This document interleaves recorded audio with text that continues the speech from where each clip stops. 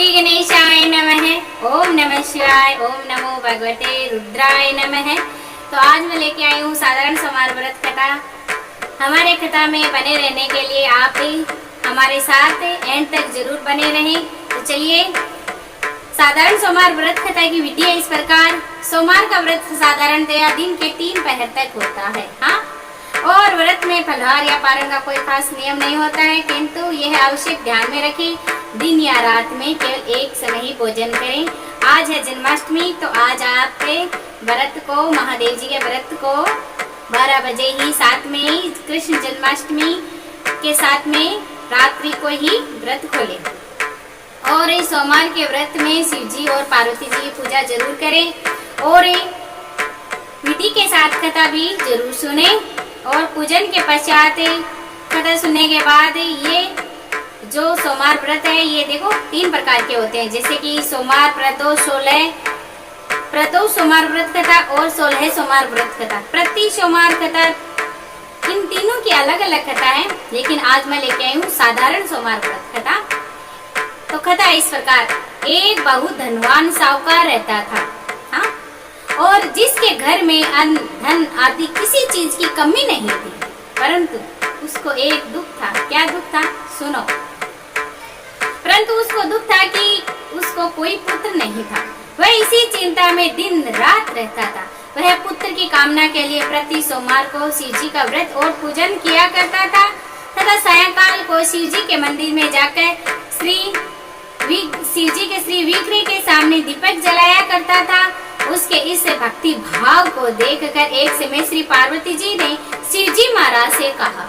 क्या कहा? सुनो। महाराज, यह साहूकार आपका अन्य भक्त है और सदैव आपका व्रत और पूजन बड़ी श्रद्धा से करता है। इसकी मनोकामना पूर्ण करनी चाहिए। शिव जी ने कहा, हे पार्वती, यह संसार कर्म क्षेत्र है। जैसे किसान खेत में जैसा बीज बोता है वैसा ही फल काटता है, वैसा ही फल काटता है। जिसकी जैसी इच्छा होती है वे उस कर्म से कर्म किया जाता है, उसको उसी के आधार पर फल प्राप्त होता है। इस संसार में प्राणी जैसे कर्म करते हैं वैसा ही फल भोगते हैं। पार्वती जी ने अत्यंत आग्रह से कहा, महाराज, जब ये आपका अन्य भक्त है और इसको किसी प्रकार का अगर दुख है तो उसको अवश्य दूर करना चाहिए, क्योंकि आप सदैव अपने भक्तों पर दयालु होते हैं और उनके दुखों को दूर करते हैं। यदि आप ऐसा नहीं करेंगे तो मनुष्य आपकी सेवा तथा व्रत क्यों करेंगे? पार्वती जी का ऐसा आग्रह देख शिव जी महाराज कहने लगे, हे पार्वती, इसके कोई पुत्र नहीं है, इसी चिंता में यह अति दुखी रहता है। इसके भाग्य में पुत्र न होने पर भी इसको पुत्र की प्राप्ति का वर देता हूँ, परंतु ये अवश्य ध्यान में रखें कि ये व्रत इसको मैं पुत्र इसे भक्ति भाव को देकर दे रहा हूँ, लेकिन इसका ये पुत्र केवल 12 वर्ष ही जीवित रहेगा। उसके बाद वह मृत्यु को प्राप्त हो जाएगा। इससे अधिक और इसके लिए कुछ नहीं कर सकता। यह बात सब साहूकार सुन रहा था। इससे उसको न कुछ प्रसन्नता हुई और न ही कुछ दुख हुआ। वह पहले जैसे ही शिव जी महाराज का व्रत और पूजन करता रहा। कुछ काल व्यतीत हो जाने पर साहूकार की स्त्री गर्भवती हुई और 10वें महीने में उसके गर्भ से अति सुंदर पुत्र की प्राप्ति हुई। साहूकार के घर में बहुत खुशी मनाई गई, परंतु साहूकार ने उसकी केवल 12 वर्ष की आयु जानकर कोई अधिक प्रसन्नता प्रकट नहीं की और न ही किसी को भेद की बात बताई। जब वह बालक 11 वर्ष का हो गया तो उसकी माँ बालक के पिता से बोली कि मैं अपने बालक का विवाह करना चाहती हूँ। तब बालक के पिता ने कहा कि मैं अभी इसको काशी जी पढ़ने के लिए भेजूंगा, उसके बाद ही विवाह करेंगे। क्योंकि साहूकार को सारी बात पता थी, इसीलिए अपने पुत्र को काशी जी पढ़ने के लिए भेजूंगा। फिर साहूकार ने अपने साले अर्थात बालक के मामा को बुलाकर उसको बहुत सा धन देकर कहा, तुम इस बालक को काशी जी पढ़ने के लिए ले जाओ और रास्ते में जिस स्थान पर भी जाओ यज्ञ करते और ब्राह्मणों को भोजन कराते जाओ। वह दोनों मामा भांजा यज्ञ करते और ब्राह्मणों को भोजन कराते जा रहे थे कि रास्ते में उनको एक शहर में रुकना पड़ा, जिस शहर में एक राजा की कन्या का विवाह था और दूसरे जो राजा का लड़का आया था वह एक आंख से काना था। उसके पिता को इस बात की बड़ी चिंता थी कि कहीं कन्या के माता पिता किसी बात की अड़चन पैदा न करते विवाह में। इस कारण जब उसने अति सुंदर सेठ के लड़के को देखा तो उसके मन में विचार आया कि क्यों ना दरवाजे के सामने इस लड़के से वर का काम चलाया जाए। ऐसा विचार कर वर के पिता ने उस लड़के और मामा से बात की तो वे राजी हो गए। फिर उस लड़के को वर के कपड़े तथा घोड़े पर चढ़ाकर दरवाजे पर लाया गया। सब कार्य प्रसन्नता से पूर्ण हो गए। फिर वर के पिता ने सोचा यदि विवाह कार्य भी इसी लड़के से करा लिया जाए तो क्या बुराई है। फिर ऐसा विचार कर लड़के और उसके मामा से कहा कि यदि आप फेरू का और कन्यादान का भी काम करा दे तो आपकी बड़ी कृपया होगी। मैं इसके बदले आपको बहुत कुछ धन दूंगा। बोलो ओम नमः शिवाय। तो उन्होंने स्वीकार कर लिया। विवाह कार्य भी बहुत अच्छी तरह से संपन्न हो गया। परंतु जिस समय लड़का जाने लगा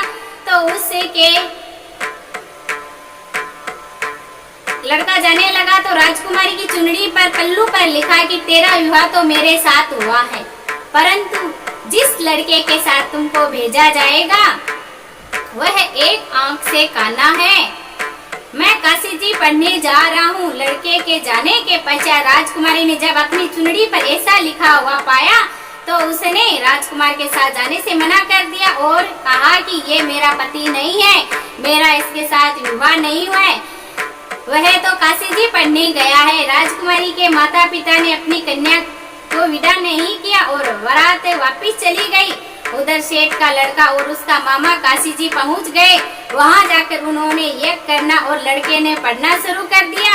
जब लड़के की आयु 12 साल की हुई तो उन्होंने यज्ञ रचा रखा था और लड़के ने कहा मामा जी आज मेरी तबीयत कुछ ठीक नहीं है।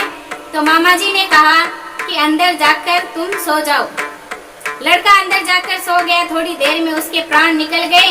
जब उसके मामा ने आकर देखा तो वह मुर्दा पड़ा था। उसको बड़ा दुख हुआ और उसने सोचा कि अगर मैं अभी रोना पीटना मचा दूंगा तो यज्ञ का कार्य अधूरा रह जाएगा। अतः उसने जल्दी जल्दी यज्ञ का कार्य समाप्त कर ब्राह्मणों को जाने के बाद रोना पीटना आरंभ कर दिया। संयोग वैसे उसी समय शिवजी पार्वती जी उधर से जा रहे थे। पार्वती जी ने कहा महाराज कोई दुखिया रो रहा है। माँ पार्वती ने कहा महाराज कोई दुखिया रो रहा है, इससे के कष्ट को दूर कीजिए। जब शिवजी पार्वती जी ने पास आकर देखा तो वहाँ पर एक मुर्दा पड़ा है। पार्वती जी कहने लगी महाराज यह तो उसी सेठ का लड़का है जो आपके वरदान से हुआ था। बोलो ओम नमः शिवाय, ओम नमः शिवाय,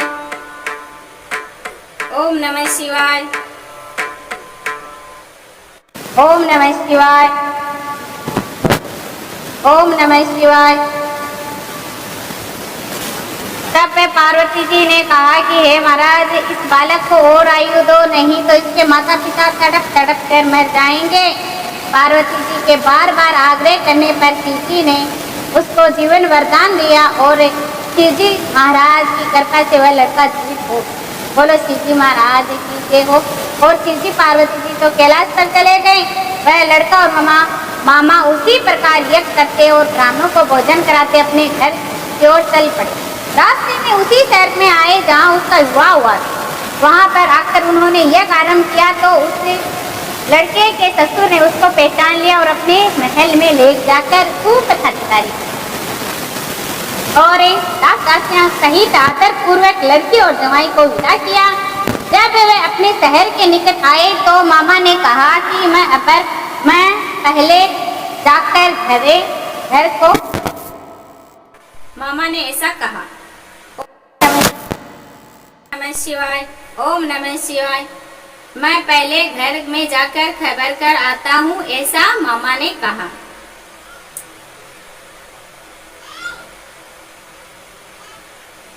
कि यदि हमारा लड़के के माता पिता ने ये प्रण करके छत पर बैठे थे कि यदि हमारा पुत्र कुशल लौट आया तो हम छत से नीचे राजी खुशी आ जाएंगे। अगर हमारा पुत्र जैसे वरदान के हिसाब भगवान का वरदान दिया वैसे अगर आया तो हम छत से गिरकर अपने प्राण दे देंगे, ऐसा उन्होंने मन में प्रण कर रखा था।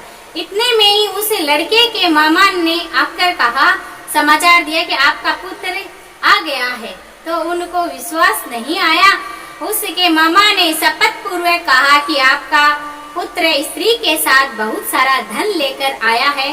तो उस सेठ ने आनंद के साथ उसका स्वागत किया और बड़ी प्रसन्नता के साथ वह रहने लगे। इसी प्रकार से जो कोई भी सोमवार व्रत को धारण करता है अथवा इस कथा को पढ़ता है, सुनता है, उसकी समस्त मनोकामनाएं पूर्ण होती है। बोलो ओम नमः शिवाय, हर हर महादेव। ओम जय शिव ओंकारा, ओ स्वामी जय शिव ओंकारा। ब्रह्मा विष्णु सदा शिव अर्धांगिनी धारा। ओम जय शिव ओंकारा। एकानन चतुरानन पंचानन राजे। हंसानन गरुडासन वृक्षवाहन साजे। ओम जय शिव ओंकारा। दो भुज चार चतुर भुज दस भुज अति सोए। तीनों रूप निरखता त्रिभुवन जन मोहे। ओम जय शिव ओंकारा। अक्षमाला वनमाला मुंडमाला धारी। त्रिपुरारी कंसारी वरमाला धारू। ओम जय शिव ओंकारा। श्वेतांबर पीतांबर बागांबर अंगे। सनकादिक बरमादिक भूतादिक संगे। ओम जय शिव ओंकारा। कर्म श्रेष्ठ कमंडल चक्र त्रिशूल धरता। जग करता जग हरता जग पालन करता। ओम जय शिव ओंकारा। ब्रह्मा विष्णु सदा शिव जानति अविवेका।